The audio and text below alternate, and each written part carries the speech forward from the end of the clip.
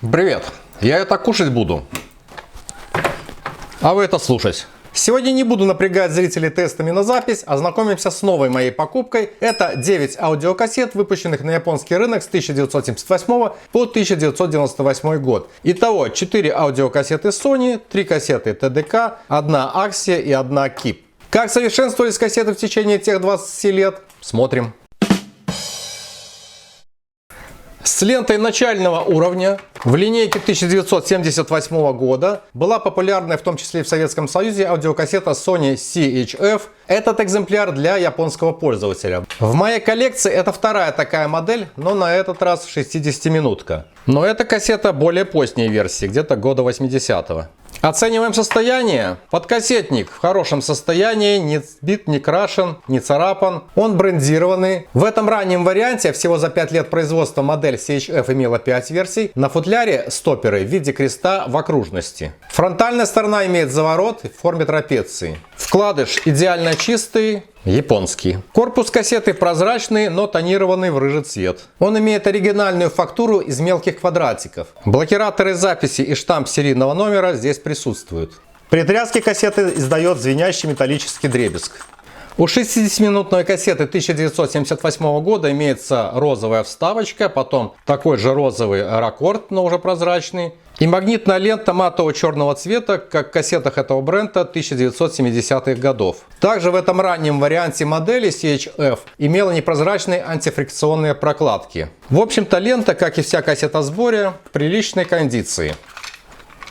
Лентой второго типа UX бюджетного качества стали оснащать аудиокассеты Sony с 1986 года взамен ленты марки DO. У меня аудиокассета Sony UX60 1989 года. В ней используется лента с одноосным покрытием Unixial, которая должна обеспечивать более равномерное звучание во всем диапазоне частот. Футляр имеет тонировку, и вот так для наглядности крестообразные стоперы. Имеются потертости, но также не битые. В принципе, состояние хорошее.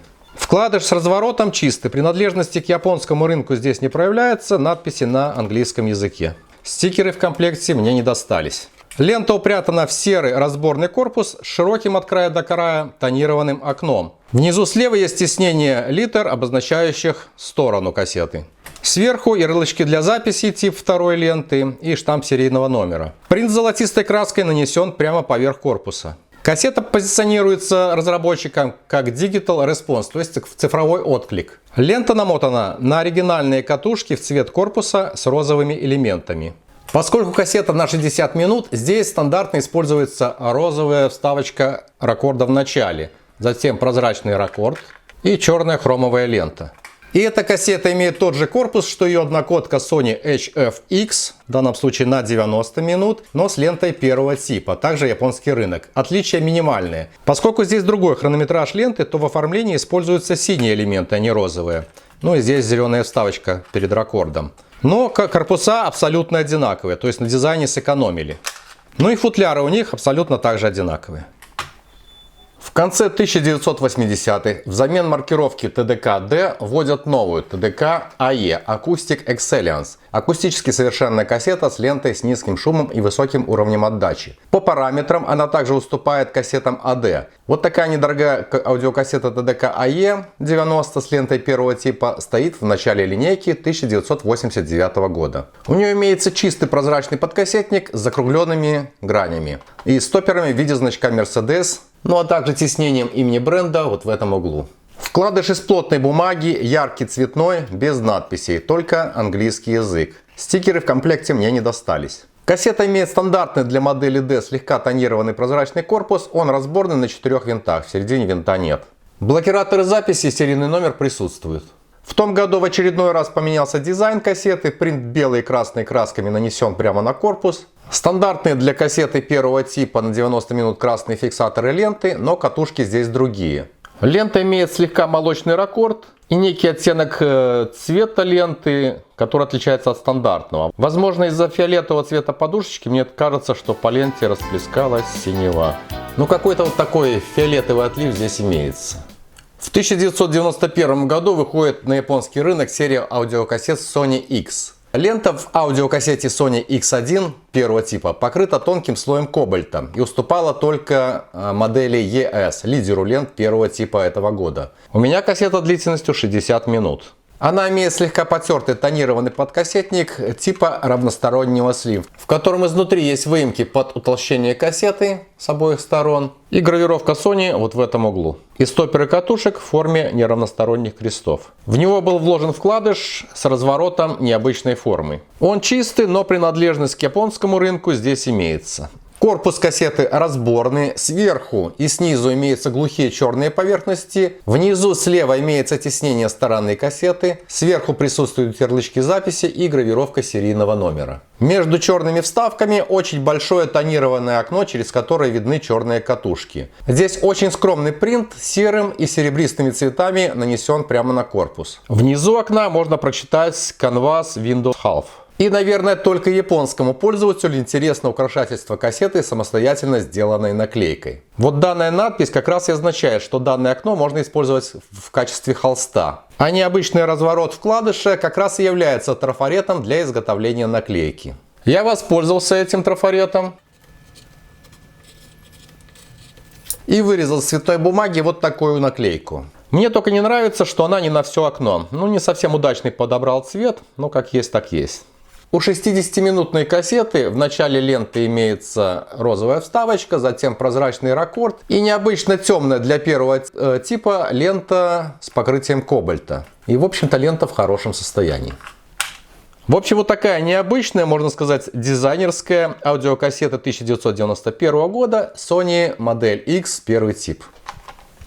Лучшего качества, чем ленты D и AE, у TDK считается лента первого типа Acoustic Dynamic TDK AD60. Вышла на рынок Японии тоже в 1991 году. На целлофановой упаковке запечатки уже была рекомендация использовать эту кассету для записи с компакт-дисков. Здесь опять слимовский, или как я его называю, японский вариант футляра, в котором откидывается цельная крышка. Он тонированный, очень сильно пошарпанный, даже здесь вот имеется трещина. Стоперы катушек больше подобны перевернутой литере Y. И имеется тиснение бренда в этом вот углу. И аналогично предыдущим футлярам, у него также вот эти грани все закругленные. С этой кассетой мне достался вот такой вкладыш с небольшим разворотом. Также нет принадлежности к японскому рынку. И в этот раз мне достался полный комплект наклеек, который, конечно же, выдает уже японский рынок. Кассету очень приятно осязать, корпус разборный, светло-серый, и у него все вот эти грани округлые, приятные на ощупь, и чувствуется как обмылок из керамики, хотя это пластик. Сверху присутствуют блокираторы записи и штамп серийного номера. На матовой лицевой стороне нанесен вот такой принт. А в центре слегка тонированное, узкое, ну по-современному сказать, широкоформатное окно. И такие узнаваемые катушки от TDK.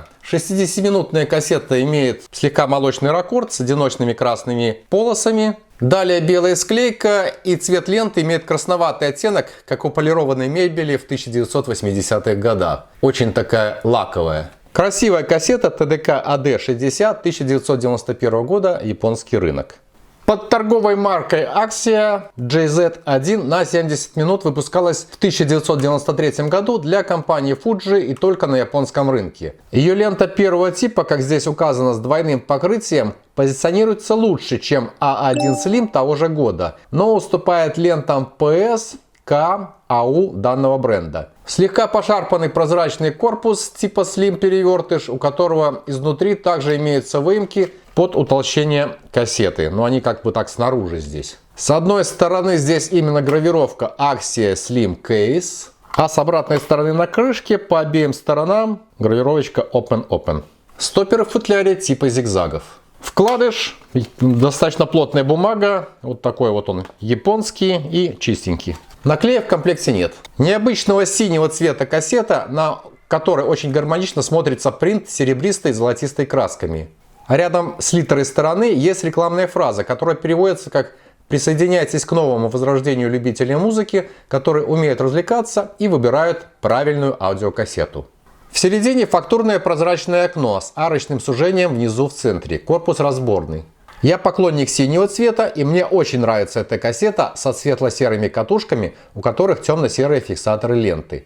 Ярлычки для записи и гравировка серийного номера имеются. В начале слегка молочный раккорд с одиночными синими полосками. Лента темно-коричневого цвета и в отличной кондиции. Напомню, что это Axia JZ1 на 70 минут с лентой первого типа в футляре перевертыше, 1993 год. Так, далее вариант аудиокассеты Sony HF90 1995 года с лентой первого типа. Это кассета с лентой начального уровня High Fidelity, которая означает высокая точность. Вы уже встречали кассеты этой модели в моих обзорах. У нее полноформатный тонированный подкассетник с закругленными гранями. Стоппер катушек в виде крестов. Вкладыш чистый, имеется полный набор наклеек, и если вкладыш без японского языка, то наклейки выдают принадлежность к японскому маркету. И здесь, и здесь. Что касается кассеты, то в целом она не сильно отличается от модели 1999 года и 2001 года. Тот же клеенный тонированный корпус. Явная разница заключается в принте, а не явная, если приглядеться в форме полостей за блокираторами записи. В кассете 1999 года лента намотана на те же катушки. Традиционно лента с хронометражом 90 минут имеет в начале салатовый отрезок, затем прозрачный раккорд, ну и сама лента такая неплохая. Послушаем. А я напомню, что это кассета Sony HF90 1995 года с лентой первого типа. Далее аудиокассета TDK Seeding 2 в корпусе неонового что ли цвета с красочным принтом, изготовлена в 1998 году. Имеет уже хромовую ленту начального уровня. Форма подкассетника та же, что и у предыдущей кассеты AD 1991 года, но этот прозрачный и требует полировки. Вкладыш чистый из очень тонкой бумаги, имеет зачем-то боковые срезы. Японского языка здесь нет, но выглядит очень дешево. Корпус клеенный цвета О, лазурного океана с двухцветным принтом дельфинов. Внешне в хорошем состоянии, но на свет заметной потертости от кассетоприемника. Штамп серийного номера и ярлычки для блокировки записи имеются.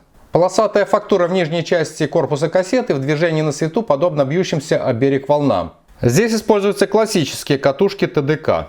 Лента второго типа имеет слегка молочный, но в общем-то прозрачный раккорд, а цвет самой ленты скорее не черный, а черного кофе. Итак, это была дешевая, но очень красивая TDK Seeding 2 1998 года. Keep Company Limited была образована аж в 1960 году в Японии и владела сетью по продаже электро-радио-телевизионных деталей. Аудиокассета с ее именем Keep не профильный, а чисто рекламный продукт. На вторичном рынке предлагают корейские модели таких кассет. У меня кассета для японского рынка Keep CDX90. Я почему говорю, что именно для японского рынка? Потому что у того человека, который их приобретаю, товар поставляется именно из Японии. Может, в Японии не попали из европейского рынка, но в большинстве своем это именно товар для японского потребителя. На сайте aquabus.com фото этой кассеты представлено в закладке «Другие аудиокассеты», «Нонеймы», «Китай» и прочее. Год выхода на рынок не указан, но судя по аббревиатуре CDX на вкладыше и кассете, можно предположить конец 1990-х, начало 2000-х годов. Это достаточно редкая кассета, у нее полноформатный прозрачный футляр с закругленными гранями, две боковые стороны имеют ребристую поверхность. Стопперы у нее похожи на снежинки. Обнаружился в коллекции кассету Goldstar HP90 с точно таким же подкассетником. Вкладыш из качественной бумаги чистый, без японского языка, наклеек нет. Корпус прозрачный, тонированный и разборный, 5 винтов. Здесь принт нанесен не на корпус, а на прозрачные антифрикционные подкладки. Язычки для записи целые, штамп серийного номера тоже присутствует. Изготовить корпус этой кассеты могло любое предприятие, но я заметил схожесть подкассетников и катушек с Goldstar. А сравнивая ленты этих кассет, обе типа железа с молочными раккордами и косыми полосками, только у Keep 3 полоски тонкие, у Goldstar одна широкая, жирная. Ну, по цвету практически похоже, Goldstar чуть-чуть оттенок светлее. Могу предположить, что данную кассету Keep CDX90 изготовили на заказ на предприятии южнокорейского Goldstar.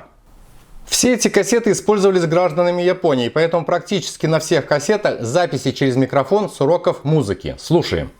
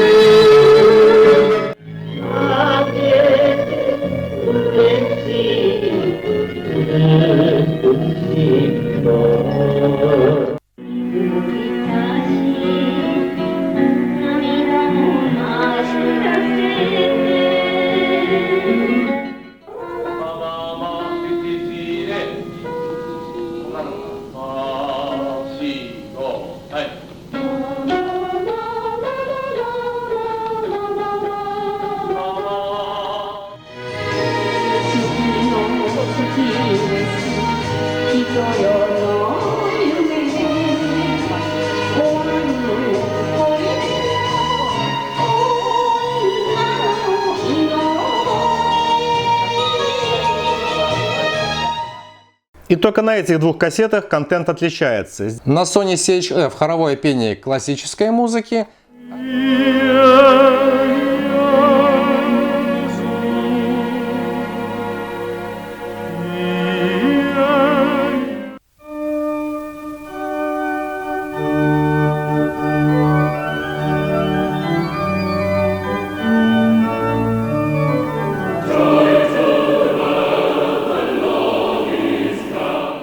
А здесь японская попса. Правильнее сказать, каверы популярных песен на японском языке.